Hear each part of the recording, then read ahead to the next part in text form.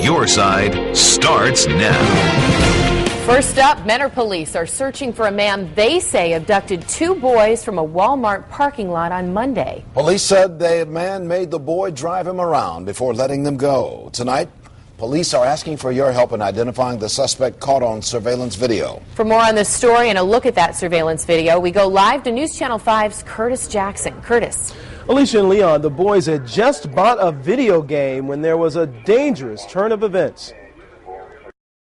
Police say two brothers, ages 12 and 18, were leaving the Walmart in Mentor Monday when a man confronted them and demanded a ride to Cleveland. He came up to them and he had some violent gestures that made both kids afraid. The man ordered the boys to drive to the BP Gas Mart on Heisley Road. He entered the store alone and was captured on a security camera. These kids were so afraid because this guy had threatened them that he would harm them, harm their family if they left them there at the BP, that they stayed right there while he went in the BP. Back in the car, the man ordered the boys to drive to East 156th Street. Guy was erratic in his behavior, yelling at them, threatening them, then at the same time telling them everything's going to be okay. At one point, he showed them that he had a gun on him. He had a handgun in his waistband. The man got out of the car near East 152nd and Pepper Avenue without harming the boys. Police hope someone will recognize the suspect and give them a call. Turned out okay, thankfully, this time, but I think this guy, he's a potential to really cause a problem out there. Now, police are looking for a white male between 30 to 40 years old and anywhere from 5'6" to 5'9". He had a goatee and his left arm was covered with tattoos. Anyone with information on the suspect should contact the Mentor Police Department. In the newsroom, Curtis Jackson, News Channel 5. Thank you, Curtis. Police are also searching for two separate bank robbers after two banks were hit within an hour this afternoon. This is a look at the surveillance pictures of the first robbery. It's the Key Bank on West 117th Street in Cleveland. Police say the suspect you see here did not have a gun but passed a note demanding money, and that was shortly after noon. Then just about an hour later, police say this man passed a note to a teller at U.S. Bank on West 25th, also demanding money. Police are still searching for the suspects. Moving now to the Power of 5 coverage tonight. Freezing rain this morning made for slick roads and slippery sidewalks. Our crews caught people sliding all over the place, and these are pictures from Brunswick this morning. And for a look at more of that, we'll see wet weather and we'll see what's ahead for Chief Meteorologist Mark Johnson. We touch bases with him shortly.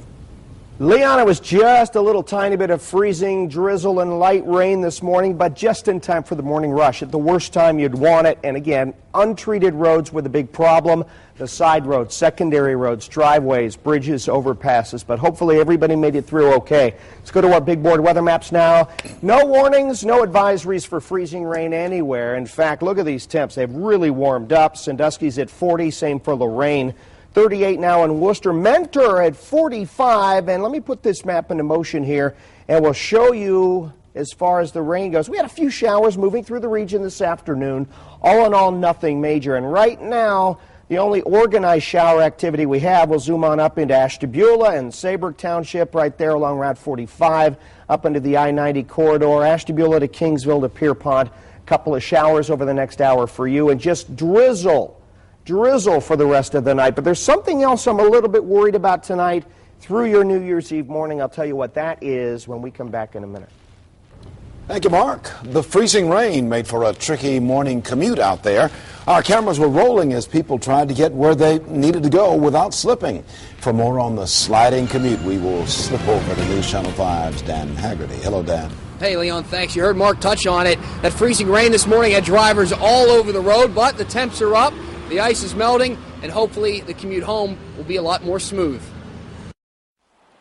Commuters took their time this morning in and out of the car. Getting a cup of coffee became a gamble on the slippery sidewalks in Garfield Heights. It's like a sheet of ice. You kind of got to ice skate on it. And the slipping and sliding on boots is just a preview of what people had to deal with on tires. It's pretty bad, especially on the side streets and that. They haven't put any salt down or anything. We found the salt trucks, and they were working on the side streets, but it wasn't doing much good. The freezing rain fell overnight and coated the roads and everything else. Salt truck drivers couldn't keep up. We've gotten hundreds of calls this morning already.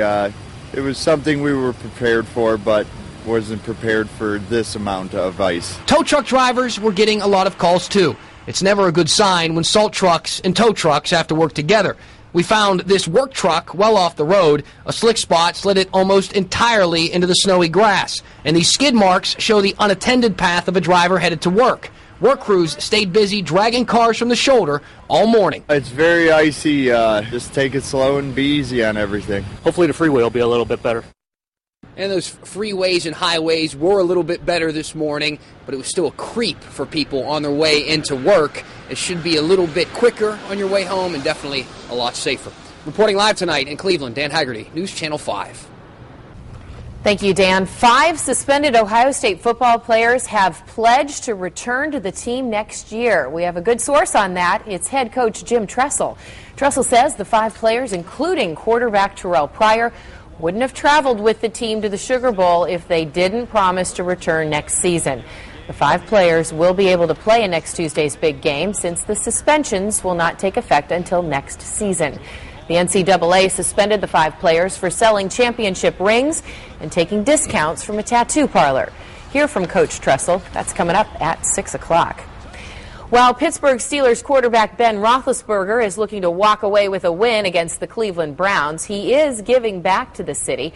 The Findlay, Ohio natives charity, the Ben Roethlisberger Foundation, will be distributing a grant to the Cuyahoga Metropolitan Housing Authority's police department. The money will cover the cost to buy equipment for the K-9 unit. A consumer alert tonight involving a number of recalls. First to a voluntary snowblower recall involving Honda snowblowers. The model numbers of the recall snowblowers are going to be on your screen. The concern is over a joint that can seep or drip fuel over time, posing a fire hazard. We have all those model numbers, by the way, on Newsnet5.com, and you can check that. Consumers are asked to stop using the snowblower and call the place where you bought it to get it repaired. And now to car recalls. First Chrysler. The company is recalling nearly 150,000 trucks and SUVs to address several problems, including steering and airbag issues, along with the potential for the trucks to stall. The recall affects models on your screen there, including Dodge Ram trucks, Dodge Ram 1500 trucks, and the Dodge Journey SUV. For more information, you can call the number right there on your screen. And Ford is recalling 20,000 new vehicles over concerns that an electrical short could cause a fire.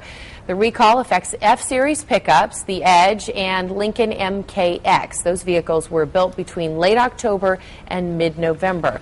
Ford will pay for the repairs that are done at the Ford dealerships. In the meantime, Ford Motor Company is revving up its parental controls of its products. New features include a way to block explicit radio channels and limit speed to 65 miles an hour. Developers say the new feature can help parents ensure their kids' safety by eliminating distractions and preventing new drivers from excessive speeding. If you are one of the millions of taxpayers who usually files returns early to get an early refund, it looks as if you will have to wait. Since Congress did not pass those income tax deductions until just 2 weeks ago, the late passage left the IRS scrambling to reprogram its computers to handle all the changes. If you want to avoid the confusion, all you have to do is understand the IRS says you have 2 options. One, you can just wait. The IRS says it hopes to have everything worked out by mid-February, or you can e-file.